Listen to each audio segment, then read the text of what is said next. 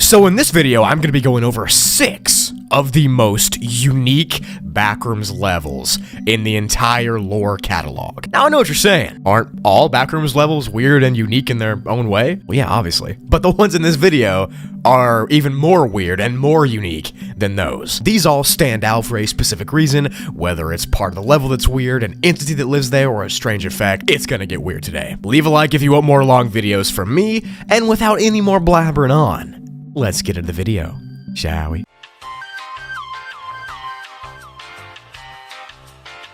Backrooms level 23 is a class 4 ? Difficulty, and is unsafe, overgrown, and has a medium entity count. This has got to be one of the most unique levels on the Wikidot, and it has one of the most unique level classifications that I've seen. The entire level itself is basically a huge superorganism that's the size of a dwarf planet. Pretty much, it's just one huge living planet that's made up of trees and caves. The trees can look like any trees from real life, but there's also huge ones that we'll get into in a second.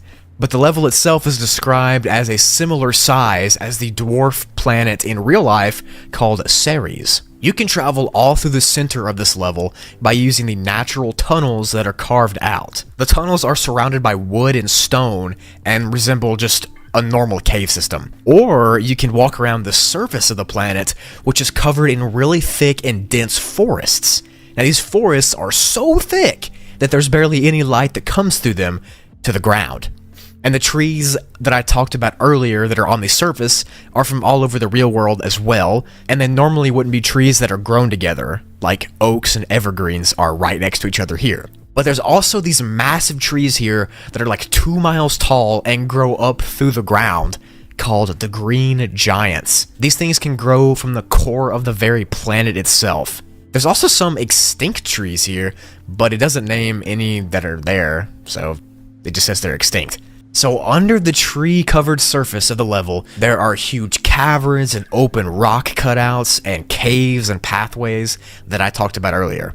Some of the caverns have specific names, and some of the rooms in the caves have specific names as well. Like the glow rooms, for example. In the glow rooms, there are several trees that grow, even without the sunlight. There can be so many trees that actually it seems like there's an underground forest, even though there's no light. Now the areas like this are lit up by an entity called the Gardener's Saris, which are glowy bioluminescent things that light up the trees and the stuff down here. They can be in a bunch of different colors, and they're pretty chill. If you've played Ark Survival Evolved, they kinda look like the map Aberrant. If you know, you know. The atmosphere down here in these caverns is damp and cool and earthy, and it's also the place where the most entities and vegetation spawns. So be careful. Pretty much think of a fantastical underground wooden city.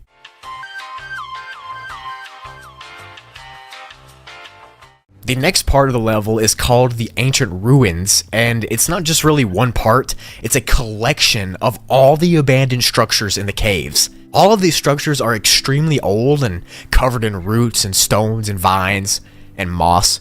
And there's even some of them that look like they're from real life, but with slight alterations. Like the Great Pyramids of Giza are down there, but they're in a circle. Or like the Roman Colosseum is down there as well, but it's shaped in like a square, which is pretty cool.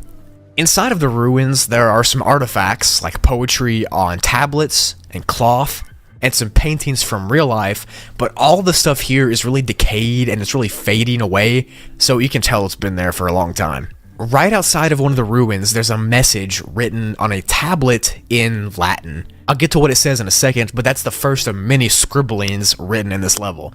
There's even graffiti scribbled on the inside of ruins that looks like someone hastily wrote it, like they were in a hurry or something. That plaque that I was just talking about says, "We dedicated this great sphere of Giza to the great gardener in hopes of forgiveness for the great wrong we have committed. Already our purple eyes have turned green. We have started to return to the earth, forgotten and overgrown. Our only hope is that, alone and petrified, we will not disappear." So yeah, I gotta be honest, that's creepy. The very core of this giant living planet thing is the part of the level that remains barely explored. It's the lushest area, the most plants grow here, the most entities are here. It's like a life center. The very core of the center is a huge, never-ending reservoir of water that feeds the entire planet. And those 2-mile-tall trees that I talked about earlier grow directly from this huge reservoir of water, and they carry the water up its trunk and release the vapor into the caves and above the ground. So that's how the rest of the level gets its nutrients. The trees kind of work like roots, if you think about it. This level is actually home to a really creepy entity called the Buried Sentries, which can only be awoken if the phrase, quote, "it's only a matter of time," is said out loud. The sentries themselves are trapped inside of wooden roots in the bark of the cave walls, and if they're awoken, they jump out and they scream so loud and so constantly until you run away. The scream sounds like a chainsaw cutting wood, apparently, which is terrifying, to say the least. There's only been one base here, and it's called Meg Base Seedling, and they pretty much just explore the level and research it. Then they've got around 35 people that live with them. To enter this giant, fantastical, living planet, you can just walk through a hollow tree on level 47 or 37. Or you can enter a hollow tree from the Crimson Forest to get here as well. And you can exit by jumping in that huge water reservoir at the core of the level, or you can no-clip into some of the different ancient ruins in the caves in order to be sent out of the level. Also, I just realized how hoarse my voice sounds. Apologies, I've been recording all day.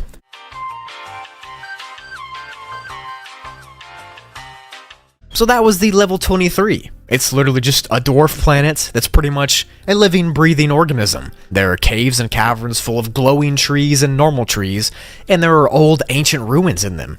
On the surface, there's a dense forest, and all of this is fed from the heart full of water at the very center of the planet. Honestly, this might be my new favorite level. It just gives off good vibes, bro.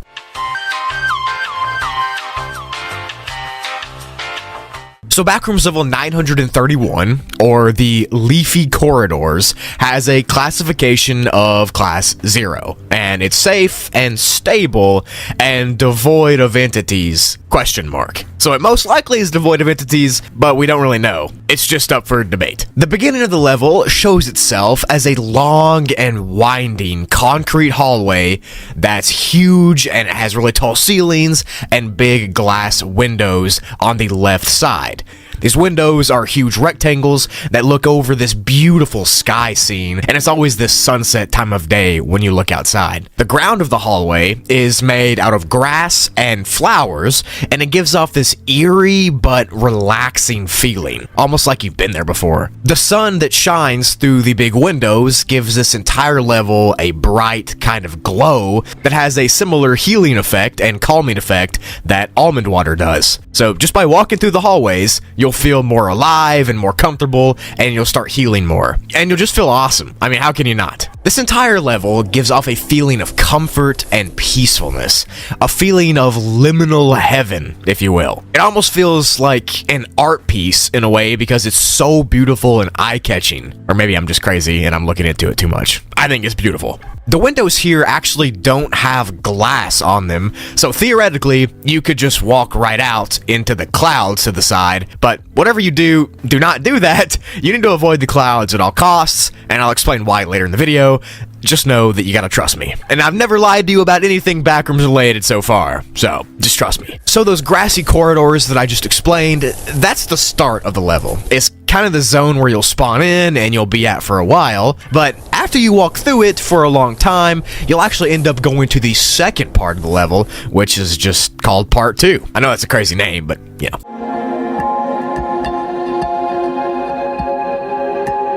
So part 2 of the level is a more enclosed space with less windows and less sunlight. This is the only part of the level that's considered really dangerous because it gives wanderers feelings of paranoia and uneasiness, and in some cases, dread. It's unknown exactly why it happens, but it's probably got something to do with there being no light and the hallways being claustrophobic and not open, and I don't know, maybe being stuck inside the backrooms forever. That might also cause you to have dread. Anyways, it doesn't matter what you're feeling in this portion of the level because the odds are you're still safe, which is nice. Around the floor on this section are random jagged rocks that are below the flowers, so don't step on those as well. But other than that, this part looks the same as the first part, minus the windows. Now, based on that paranoia and the dread feelings you might have that I just talked about, there's been multiple reports of people going insane while being stuck in this part 2 area for too long. Specifically, that it somehow depletes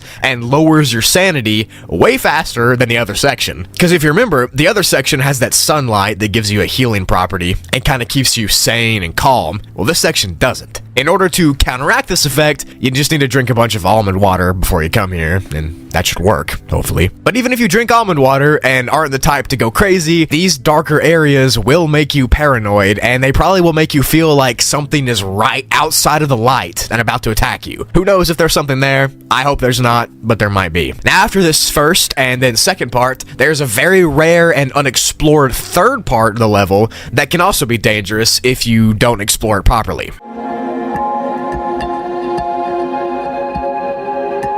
The third part looks like the first part, with the big open windows and the grassy floors and the clouds outside, but this time, instead of it just being clouds in the sky, there's just ever so faintly a city inside the clouds, just like a floating city, floating in the air outside of the windows, on top of the clouds. Now, at this point in the level is when your mind will try very hard to get you to jump out of the tunnel and into the clouds below. But you have to not do that if you want to survive, and the reason that the cloud area is so dangerous is because it is a direct link to the void level. And if you don't know what the void is, it's pretty much just an infinite expanse of black nothingness that you're trapped into for all eternity, which is not very fun. And jumping onto these clouds seems to be, like I said, a direct link to the void. So just don't do that. No matter what your mind says, don't.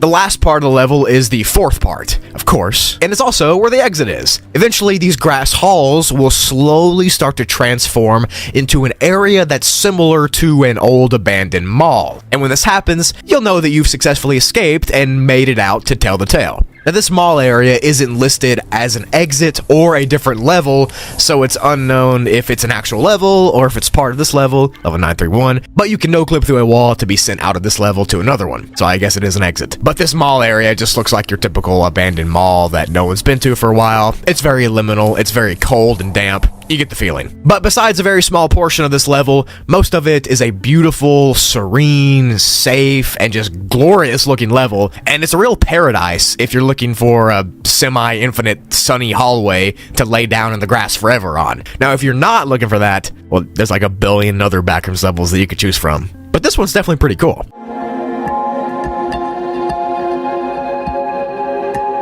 To enter it, you have to find a door on the hub level that's labeled level 931, or you can wander too far into level 1. That also seems to take people here. Now, that could be very useful to speedrun the Backrooms because you could go from level 1 all the way to level 931, which is skipping 930 levels, so you might want to keep that in mind. To exit, you can walk far enough into that fourth part, which is the mall, and you can no-clip out, or you can find a door on the right side of the hallway and go through it to be sent to level 184. If you remember, the windows are on the left side of the hallway, so the right side is where the concrete is. You can find a door there. Or you could just bring a huge store of almond water and stay here forever. It's pretty much up to you. Backrooms level 1912 is actually surprisingly classified as a Class 1 difficulty and is safe, secure, and boasts a low entity count. The level itself is made up of randomly segmented rooms that are exactly like the ones that were on the Titanic. I mean, what can I say? There are actually 5 sections that make up this level, and those sections are the first class, the second class, the third class, the maintenance boiler room type area, and then the boat deck itself. Now, the entire level takes place on the boat, the Titanic boat, which is way bigger than the original Titanic because this boat is around 25 miles long and around 330 floors tall. That's huge. And the water that this boat is apparently floating in is actually the same size as Earth, but there's no land masses, so it's just water.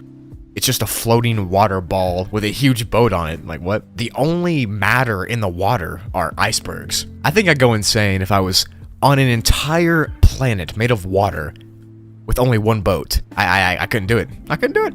The first class section of this level is made up of the rooms and gathering areas that were on the real Titanic, and is decorated with fancy wood grain and carpets, just like the real Titanic's first class was. And it's probably the safest section of the level, it's the highest up, and it's the nicest decorated, so I'd be staying here if I could choose.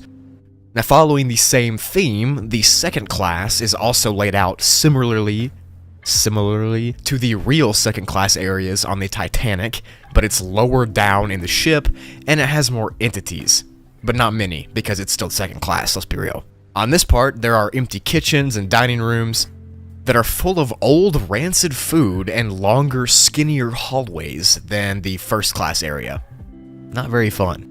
Now, the third class part of the level takes up 103 levels of the 330 on the ship, and this is probably the worst out of the classes. Obviously, it's the third, so you think it'd be the worst, but yeah, it's the worst. It's got the tiniest rooms, it's got the most cramped hallways, and overall, it's just the dingiest place in the level. Well, maybe not, because the next section of the level is the maintenance area, which is the area where the boiler rooms and the engines are, and all the coal is and stuff. And in this section, it gets extremely hot and humid all the time, probably from the machinery. So it's not really safe to stay down there, but I don't know why you'd go down there, but whatever. Apparently there's also some food storage and almond water storage in this area, but I'm not sure how long it would stay fresh since it's so hot, but you know what? Whatever. The last section of this level is the boat deck itself, and can you guess what it is? Yeah, it's a boat deck. But the weird thing is that it's literally falling apart. The wood on the floor is breaking and splintering, and the fences on the edge are rusty and breaking in half. So that's kind of weird that it's like the most dilapidated area. The entities here, like I said earlier, are typically located on the lower decks of the ship, so the third class and the maintenance boiler areas, and there's actually only a couple of types of entities, which is why the level is only a classified 1 difficulty. But those types of entities are smilers and frowners, and if you were like me and didn't know what a frowner was, they're similar to smilers, but they're more passive, unless they feel threatened or cornered, and then they'll get aggressive. So my advice is to just avoid the lower decks. Simple. There are 2 groups or outposts that permanently live on this elongated Titanic, and those are the Backrooms Voyagers and the Resi Builders. The Backrooms Voyagers have around 30 people in their group, and they're nice and open to trade with anyone. They live in the second class area, and they're currently trying to make a detailed map of the ship's layout so people can find their way around easier. Now, the Resi Builders, or the RBs for short, are very secretive, but they're kind of like the security of the level, and they keep it safe, and they also do research on the water in the level to see if there's any dangerous stuff there, but so far, nothing.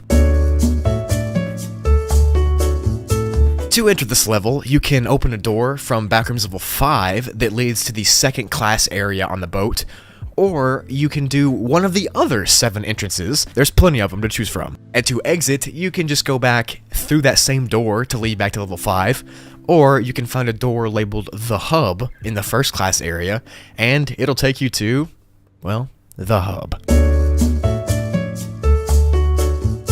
So yeah, to summarize this level, it's a huge boat that's 25 miles long, 350 stories deep, and is laid out very similarly, I can't say it, similarly, to the original Titanic, but obviously it's much larger. The different sections of the level have different decorations and different levels of decay, and there's rotted old food in the kitchens, and for some reason the deck area is the most falling apart, dilapidated area, which I'm pretty sure would violate some OSHA codes, but whatever. The only entities here are smilers and frowners, which live in the lower levels of the ship, and the water that the boat floats in takes up the area the size of the Earth. You got it? Cool.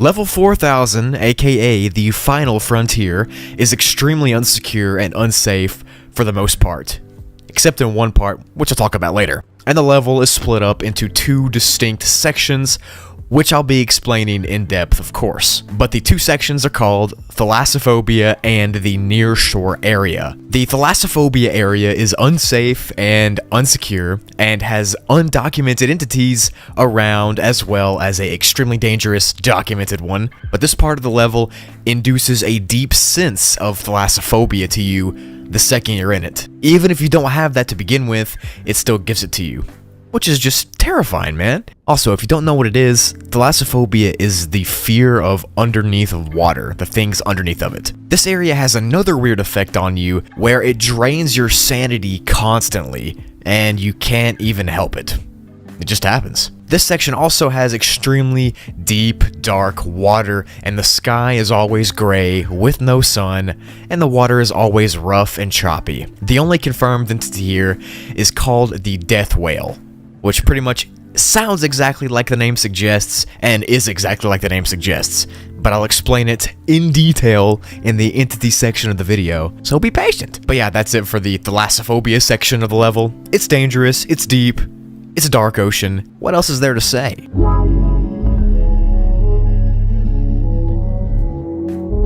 The next section is called the Nearshore Area, and this area is actually pretty safe and moderately secure, which is way better than the death whale infested water. Since its name is literally near shore, I'm sure you can guess that this section is near a shoreline, quote unquote, but don't get your hopes up because there is no actual shoreline. It's just an infinite section of an area that looks like it's gonna be a shoreline, but you can never get close to it.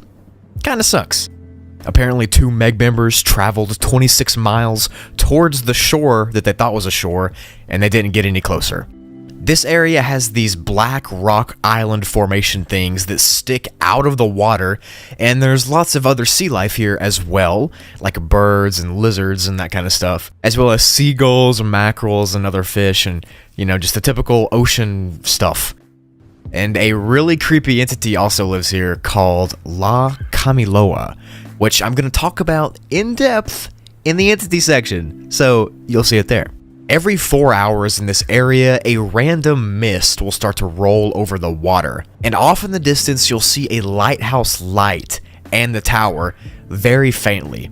But it's impossible to get to this lighthouse because it seems to change directions, and after about 5 hours of this mist in this lighthouse, it'll all disappear and it'll all be gone. And that was the last part of the wait, there's a secret part, what?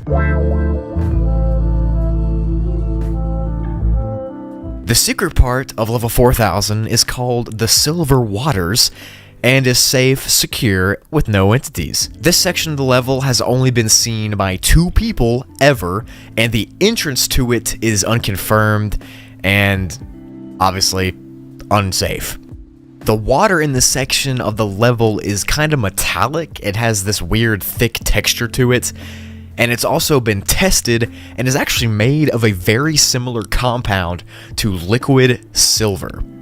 So like melted silver, but an ocean. Interesting, very interesting. So for the long-awaited entity section, there are 2 main ones that I want to talk about, and those are the death whales and then the La Camiloa. We'll get into the death whales first. These things look like normal humpback whales, which if you didn't know, are already one of the largest things on planet Earth, so that's terrifying. But instead of the peaceful giants from real life, death whales are anything but that. They are dangerous. They can detect you from miles away when you're in the water, and they can swim straight up towards you, and like a reverse torpedo, they will open their mouth and shoot right up at you and try to swallow you. The only chance of survival you have is to swim away just in time to dodge them. They also sometimes just come out of the water and just sit there with their mouth open for a little bit, almost like they're drinking oxygen. I don't know. It's different from real life whales, because obviously real life whales have air through a blowhole, so maybe these things don't have a blowhole and they just breathe through their mouth. So far, there's been a total of 56 victims of these death whales, and the number will probably keep going up as more and more people go to this level. The next entity is the La Camiloa entity, which is just terrifying to look at. I mean, just look. This creature is very mysterious and is rarely seen, but it's really unknown how it's supposed to act because sometimes it's aggressive, but most of the time it's not. It looks like a large humanoid that's made out of stone, and it's supposed to be around 100 feet tall, but that's just how tall it is when it stands out of the water. Like, imagine how tall it actually is with its feet touching the bottom of the ocean. It's gotta be like 20 miles tall. The creature has only actually unalived 2 humans total by accidentally dragging them down underwater, but apparently it's kind of friendly to humans and doesn't actually seek out to attack them like someone else we know. But yeah, a 4-mile tall stone humanoid creature is still terrifying.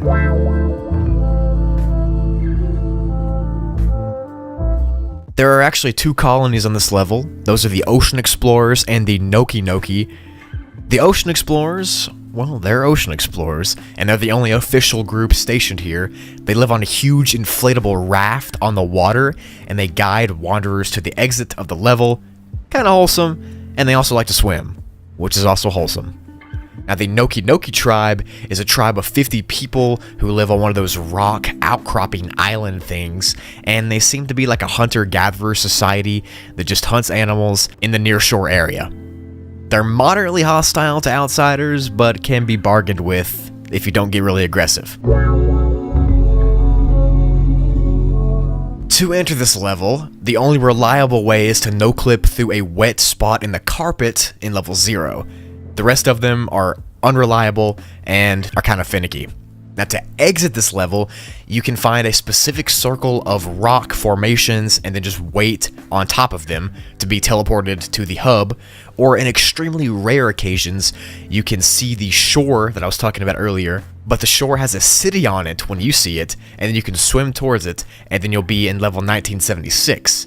But that's extremely rare. The other 2 exits almost never happen or never work, so don't even try. Level Unnamed. Level Unnamed is classified as a class undetermined, which is what most of these levels are going to be classified as, so get used to it. And it was discovered sometime back in June 2020. The design and layout of this level is kind of like a big circle that revolves around like a spiral until you get to the middle of it. It doesn't help that the halls and the floors all look the same, and the halls are all circle-shaped and bend constantly in a spiral pattern. So it makes it pretty disorienting for sure, and people who have been here say that the level makes them actually physically sick and even depressed sometimes. The texture on every object has been described as the texture of oil paint. Specifically, it looks like an oil painting. The outside area of the spiral, which is where you spawn in, is less oily, and the inner part of the spiral hallways are more oily. It's also worth noting that making any skin contact with any part of the level will start to make you transform into a hollow one. Now, the hollow ones are a group of 20 to 30 humanoid type things that are made entirely out of oil paint, and they walk the halls. They're typically pretty chill and docile, and they won't attack you, which is nice. However, if you're too close to the quote blank blank blank blank altar, then they get really aggressive and they'll try to tackle you. Some of the hollow ones have the Meg logo on them, and apparently all of them were humans trying to get to the blank blank blank blank. Why so many blanks? All I know is that you shouldn't touch anything unless you want to be turned into an oil painting man. To enter this level, you can no-clip through art in a trash can on level 57. The art is signed by, quote, the artist, and you just have to no-clip through the painting to get here. To exit the level, you can just no-clip back through the art that you were holding, so make sure you're holding onto it still, and you can just no-clip right back through it to get back to where you were. But I do want to note that you cannot no-clip through the walls here, or you'll instantly be turned into a puddle of oil and then form into a hollow one. So only no-clip through the painting. Nice. Next up is an enigmatic level, obviously, called Induced Fear. And just like the other level, it's classified as a class undetermined and is really mysterious. This level supposedly exists in a different reality or in a different pocket dimension type area than the normal backrooms, because you can't get to it by normal backrooms transportation means. The level looks like an abandoned town that's constantly having this really dark fog rolling through it. The houses and the buildings are all accessible, but the doors don't work like normal, so you'll have to find a way to break in. And each building looks different on the outside and the inside. And the inside of the houses all have tons and tons of furniture. Each of the pieces of the furniture looks wacky or weird or broken in some way, and most of it's just trashed. And there's literally so much furniture that it's hard to walk around and explore the insides of the buildings. There are, in some rare cases, supplies inside the houses, but it's not likely you'll find any, and if you do, there won't be much of it, so it's kind of useless. But if you are inside a house, it's recommended to not stay there for a long period of time because multiple people have said that you get extreme paranoia and hear footsteps walking into the house from the outside if you stand in one spot for too long. This level's full size is actually unknown, since lots of people who have been here get memory loss for some reason, and they can't remember how big it was, but it is thought to be huge.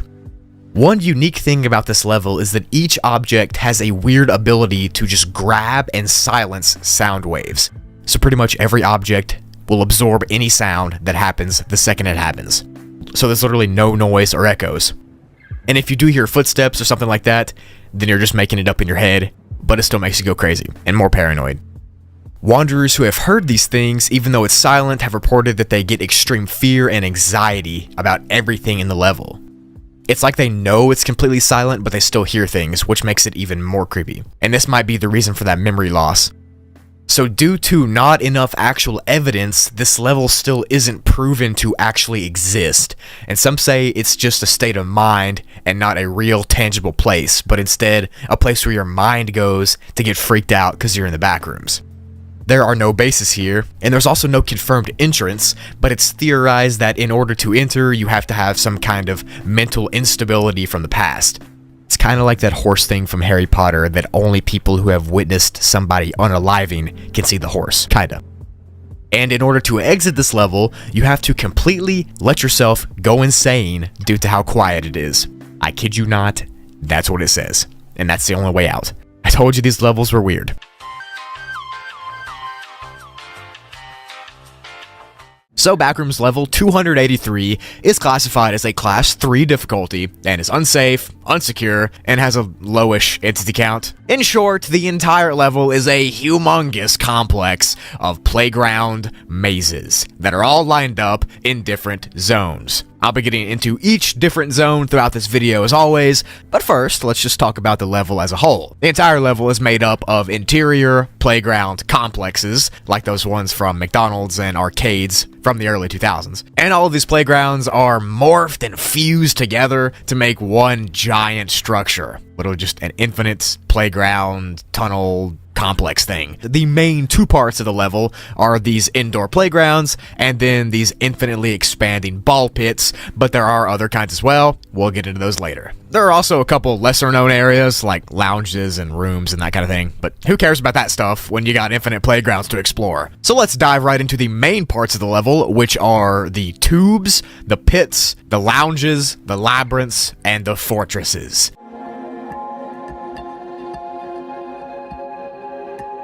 There are several tubes located inside of the level, and there are several entrances to the tubes also. You enter by climbing through a round, circular, slide-looking thing, and once you get inside of them, you'll be in this huge expanse of playsets. The only light in these tubes are from the windows inside of them, and the windows themselves are actually whited out, and you can't see through them, but they give off this white glow inside of the slides and the other areas in the tubes. Because they're whited out, no one has any idea what's on the outside of this massive complex, or if there even is an outside, who knows. You can get out of the tubes by going down slides, which are located in the side of them, but be careful when you pick a slide, because you don't know where it's going to lead you to. The slides themselves can look like a variety of different ones. Some of them are just normal slides that go straight down to the floor, but like I said, they can also lead to very different parts of the level. Some could take you to the lounges, some could take you to the labyrinths, and some could throw you directly into a ball pit, which you probably don't want to go there because we have no clue what lurks inside of them. Some sections of the tubes are actually dark, and in these dark sections is probably where you're going to run into an entity. If you do, you might run into a faceling or a wretch or something like that crawling through it. Just be careful where you're going. The next section is the pits, which are just infinite expanses of ball pits that go down forever, and we have no idea literally anything about them. They're just huge ball pits. Inside of the section, the visibility is very low, and there's hardly any light, except the light you bring yourself. The very air itself seems to be foggy and misty, and the whole aura is just strange. It's been found that the ball pits actually have a similar effect to quicksand, where if you get stuck in one and then start flailing around and moving around, you'll sink further into them until it eventually collapses on top of you and you'll never be seen again. So far, clumps are the only entities that have been actually confirmed to be in the ball pit areas, but there's rumors of other entities that are lurking below the surface and moving around slowly inside of the ball pits that have never been documented. So it's advised that if you take a slide that leads to the ball pits, to climb back up before you fall off of it, because once you go in one, there's no escaping. The lounges are the next area, and these are actually the safest spots and the most hospitable spots of the level. They look like typical arcade lounges with tables and chairs and booths and plates and that kind of thing. This area still feels pretty strange and liminal, but in a good way. There are adult facelings that live here that run these food stand type deals, kind of like an old food court in a way, and the entire place is probably the best place to stay in the level.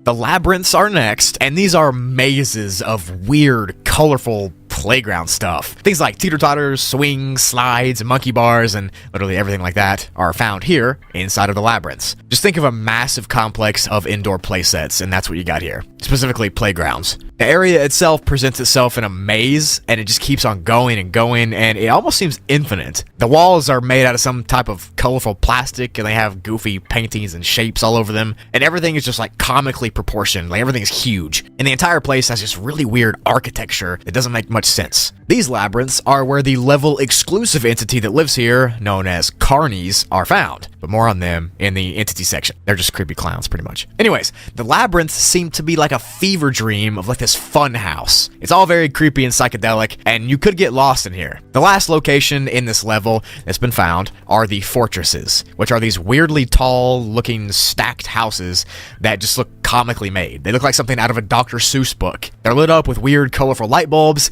and they can be up to 50 feet tall, and they just add this weirdness to the level. Carnies can also be located in this area as well.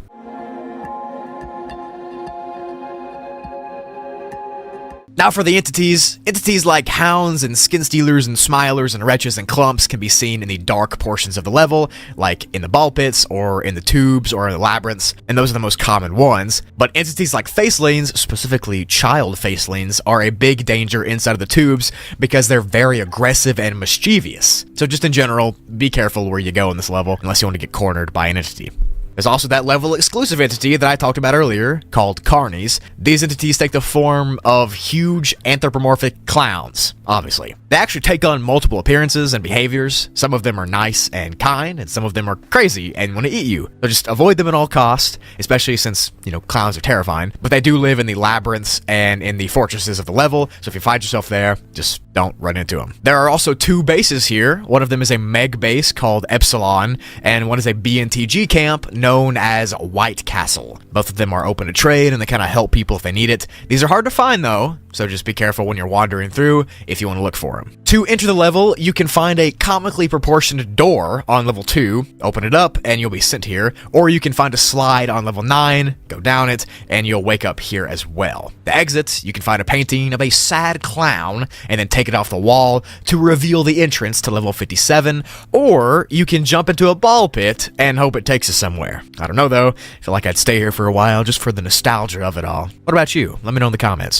Wow, thank you so much for watching to the end of the video. This is over like 40 minutes long and you're watching to the end. I appreciate you, dude. Thanks. If you did stay till the end, let me know in the comments which level in this video is your favorite. Also, check below for any links you might want. I have a second and a third channel. Third channel's low-key popping off right now. If you don't know what it is, it's called Spoogli. I do like internet horror, weird ARG, analog stuff over there. It's really cool. It's almost got 50k subs. Go help a brother out if you want to sub.